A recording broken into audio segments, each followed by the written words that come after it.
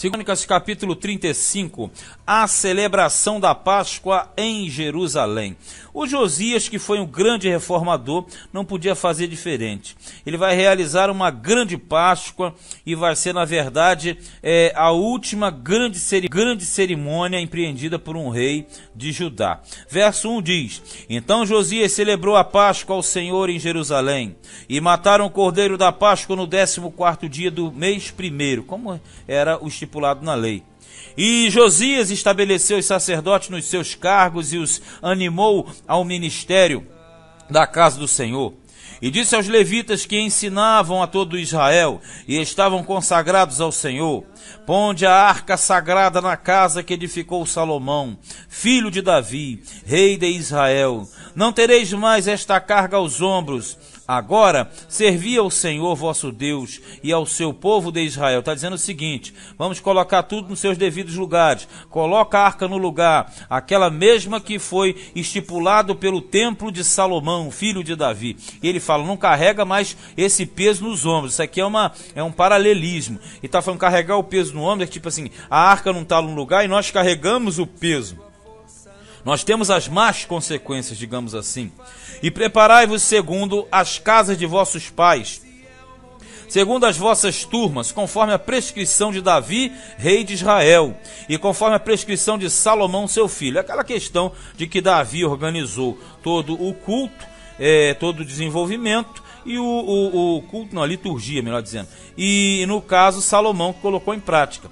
E estai no santuário segundo as divisões das casas paternas de vossos irmãos, os filhos do povo, e haja para cada um a porção das casas paternas dos levitas, quer dizer, a porção que lhes era devida. E imolai a Páscoa, e santificai-vos. Imolar é sacrificar, holocausto. E santificai-vos e preparai-a para vossos irmãos, fazendo conforme a palavra do Senhor dada pelas mãos de Moisés. E ofereceu Josias aos filhos do povo cordeiros e cabritos do rebanho, todos para os sacrifícios da Páscoa, em número de 30.000, por todos que ali se achavam, e de bois 3.000, isso era da fazenda do rei, quer dizer, da fazenda do rei que pertencia ao rei. Também fizeram os seus príncipes ofertas voluntárias ao povo, aos sacerdotes e aos levitas. E Uquias e Zacarias e Jeiel, maioral da casa de Deus, quando fala maioral, quer dizer o superintendente, deram aos sacerdotes para os sacrifícios da Páscoa 2.600 reses de gado miúdo e 300 bois. Quando fala reses, é quadrúpedes, animal quadrúpede. 9. E Conanias e Semaías e Natanael, seus irmãos, como também Rassabias e Jeiel e Josabade, maiorais dos levitas, apresentaram aos levitas para os sacrifícios da Páscoa 5.000 reses de gado miúdo e 500 bois. Reses, tu já sabe, quadrúpede. Assim se preparou o serviço e puseram-se os sacerdotes nos seus postos e os levitas nas suas turmas, conforme o mandato do rei.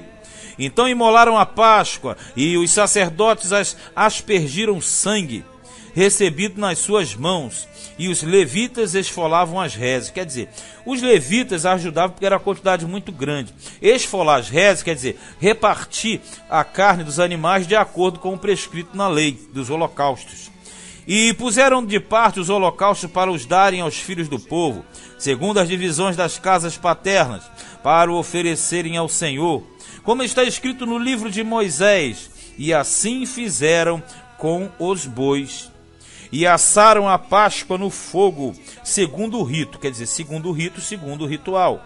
E as ofertas sagradas cozeram em panelas, em caldeiras e em frigideiras, e prontamente as repartiram entre todo o povo. Aquela questão da forma da Páscoa, como que era feito o animal, que só o sacerdote sabia preparar esse sacrifício.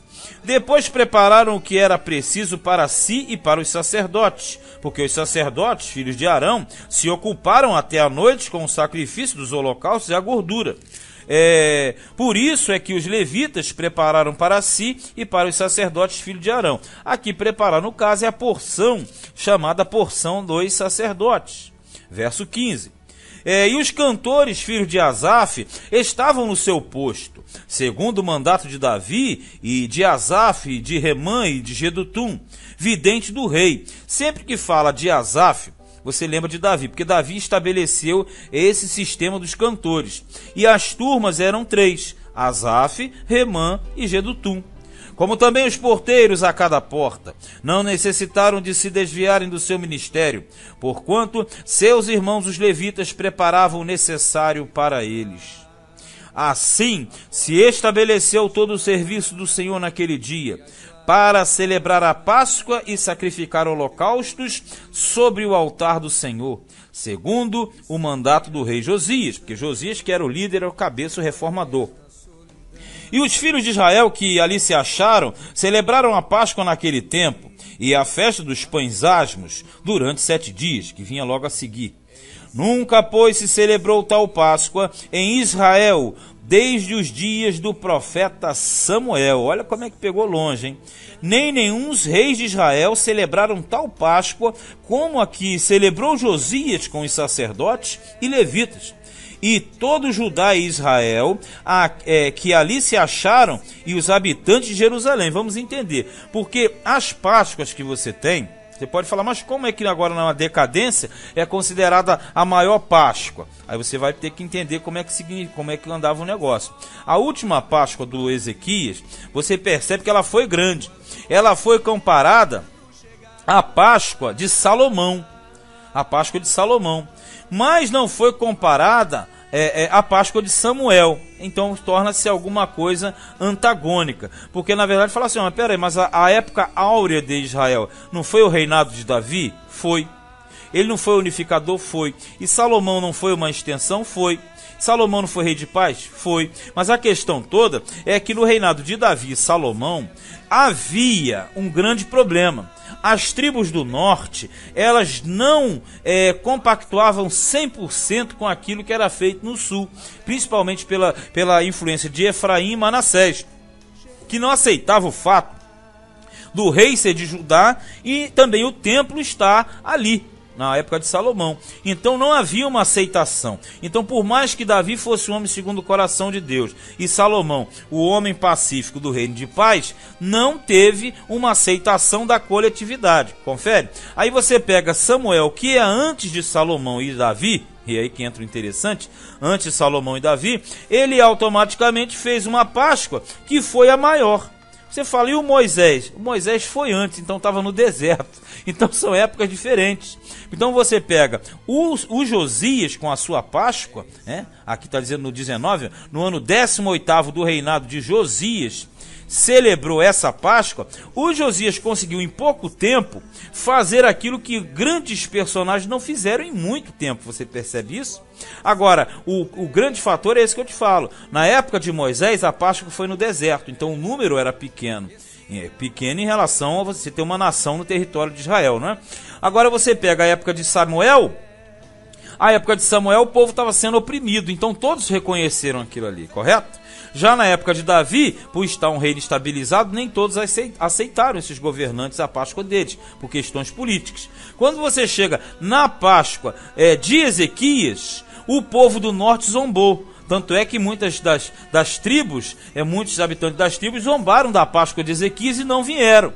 Mas a dele foi comparada de Salomão. E já aqui, a de Josias é comparada de Samuel. Por quê? A de Samuel era quando o povo estava sofrendo pela mão do inimigo, pelo filisteu. E eles estavam saindo de 300 anos de sofrimento na mão dos inimigos. Confere? Então esse aqui é semelhante, porque aqui eles estão com medo da punição que vem de Deus para o povo. Então você veja que é uma aceitação total. Então os tempos estipulam as normas. Agora, para fechar o nosso raciocínio da Páscoa, você tem que lembrar sempre o quê? Sempre a Páscoa, ela marcava um período de quê? De saída e libertação de um determinado sofrimento. A primeira Páscoa, a grande, Moisés fez por quê? Israel tinha saído do Egito, do sofrimento, daquela dura servidão. Quando você pega a Páscoa grande de Samuel, o povo vinha de 300 anos de sofrimento na época dos juízes. Então aquela Páscoa também era uma saída e libertação, confere? Se você pega o reinado de Davi e de Salomão, eles unificaram em Israel. Depois do reinado de Saul, também foi um período que de sofrimento. por um rei ruim. Quando você pega a Páscoa de Ezequias, lembra? Foi também num período que vinha de uma decadência, porque vinha de reinos ruins, do seu pai Acais e um povo que estava fora. Então, se você pega essa agora também aqui de essa Páscoa, nós estamos falando de Josias, o povo também vem de um período péssimo e tá aí. Então, sempre a Páscoa, quando ela era grande, é porque vinha de um período muito difícil, porque o povo se conscientizava. E sempre a Páscoa vai simbolizar a saída e libertação, seja ela física ou espiritual. Então, Josias, ele fez tudo isso e prosperou. Um baita de um homem de Deus, confere? Mas o cronista fez questão de colocar no finalzinho da história de Josias, do 20 em diante. O problema é que ele faz um baita homem de Deus, abençoado, vai mostrar como é que você faz uma besteira repentinamente. Josias vai provocar o rei do Egito, que é o Neco, e vai morrer de bobeira. Aí você fala, mas como é que pode isso? Como é que pode? Está escrito aqui, ó, no 20. Depois de tudo isso, havendo Josias já preparado a casa, quer dizer, aqui, ó, subiu Neco, rei do Egito, para guerrear contra Carquemes, junto ao Eufrates. E Josias lhe saiu ao encontro. Vê se você entende. Aqui o faraó do Egito, Neco, ele não estava fazendo guerra contra Josias. Até porque quando o rei era justo, não vinha inimigo contra. O que acontece? O rei do Egito estava indo batalhar lá em cima em Carquemes. Carquemes é uma cidade ali da Mesopotâmia. Você pode olhar no seu mapa, é uma parte de cima. Então ele estava indo para uma peleja contra Carquemes. Isso acontecia porque esse período era o período da transição da Assíria, que estava saindo para a dominação mundial da Babilônia. Então, quando o negócio está acontecendo lá em cima, quem estava aqui embaixo aproveitava para ganhar um dinheirinho, digamos assim. Então o faraó Neco está atacando Carquemes porque queria tomar aquela cidade. E o que vai acontecer? Quando ele tenta atacar Carquemes, o rei Josias, que não tinha nada a ver com o pacto, com o negócio, se mete na história. E aí aquela questão, né? Provérbio diz, aquele que passando se mete na questão alheia é como uma pessoa que toma um cachorro pelas orelhas. Quer dizer, vai ficar todo mordido. E é isso que ele fez, se meteu numa questão alheia. E tem mais, hein? O faraó Neco ainda vai dar conselho para ele, no 21. Então ele lhe mandou mensageiro dizendo, que tenho eu que fazer contigo, rei de Judá? Quanto a ti, contra ti não venho hoje. Quer dizer, eu não estou fazendo guerra com você, senão contra a casa que me faz guerra. E disse Deus que me apressasse, olha só, e disse Deus que me apressasse. Guarda-te de te opores a Deus, que é comigo aqui, para que não te destrua. Olha só, isso aqui é para ficar com a cara vermelha, com a bochecha vermelha. O rei do Egito, o faraó, que não tem nada a ver com Deus, tem nada a ver com Israel, com a lei de Deus, ele falou, Josias, fica no teu lugar, porque Deus mandou eu vencer essa peleja. E tu cuidado para você não te opores a Deus. Pode dormir com um negócio desse? O cara de fora ensinando, aqui no caso o crente, aqui o de Deus aqui, que é o Josias. Falou, Josias, não faz isso. Eu vou prosperar, se tu entra no meu caminho, tu está indo contra Deus. Grande ensinamento nós temos aqui, né? Porém, Josias não virou dele o rosto. Antes se disfarçou para pelejar com ele. E não deu ouvidos às palavras de Neco. Olha só o que o cronista coloca. Que saíram da boca de Deus. Muito profundo isso. Antes veio pelejar no Vale de Megido. O Vale de Megido é o Vale do Armagedon. É um grande espaço que tem ali naquela região norte, no território de Efraim, dali para baixo. Só com o mapa você localiza. E saiu para a guerra. E os flecheiros atiraram no rei Josias. Olha só. Então o rei disse a seus servos, tirai-me daqui, porque estou gravemente ferido. E seus servos o tiraram do carro, quer dizer, daquela carruagem, e o levaram no segundo carro que tinha, quer dizer, a outra carruagem. E o trouxeram a Jerusalém. Olha só. E morreu. E o sepultaram nos sepulcros de seus pais. E todo Judá e Jerusalém tomaram luto por Josias. Morreu à toa. Morreu de bobeira. E ele era muito querido. Por isso que eles fizeram todo esse pranto. E Jeremias fez uma lamentação sobre Josias, Jeremias o profeta. E todos os cantores e cantoras falaram de Josias nas suas lamentações até o dia de hoje, quer dizer, até o dia que foi escrito. porque as deram por estatuto em Israel. Olha só como o cara era conceituado. A todas aquelas músicas, aquelas lamentações que foram feitas em cima dele, foram dadas por estatuto em Israel, quer dizer, como norma. E eis que estão escritas na coleção de lamentações, que na verdade se perdeu essa enciclopédia. Quanto ao mais dos atos de Josias e as suas beneficências, conforme está escrito na lei do Senhor, e aos seus atos, tanto os primeiros como os últimos, eis que estão escritos no livro da história dos reis de Israel e de Judá, que nós já lemos. Olha como é que termina essa história do Josias. O salmista ele deixou bem claro que um elemento muito positivo para com Deus, basta simplesmente não vigiar, deixar a soberba entrar e você perde tudo aquilo ali e bota a sua vida em risco. Um excelente rei, um dos melhores. Ele está na lista ali depois de Davi, praticamente ele é o primeiro da lista. Praticamente depois daquela lista ele vem sendo o primeiro. Você fala em Salomão. Salomão deu problema, como diz por aí, deu ruim, porque o Salomão colocou aquelas imagens de escultura, foi o contrário. Então quando você fala é aquele que tirava a idolatria. Então se você tira aqui por uma sequência lógica, depois de Davi, você tem Josias, Ezequias e o mais próximo foi Josafá. Então o que acontece? Ele sendo um baita de um rei, por uma falha, e isso aqui chama a atenção, porque o pensamento de Israel era que Deus era Deus só de Israel, e não é não. Veja que esses líderes de fora também eram usados por Deus, e aqui ele mostrou isso. O Josias, sendo um homem de Deus, servo de Deus, se meteu numa questão que era de uma pessoa que não era de Deus e entrou pelo cano. Pausa para a meditação. Mas o grande rei Josias foi reconhecido e registrado como um excelente rei de Judá.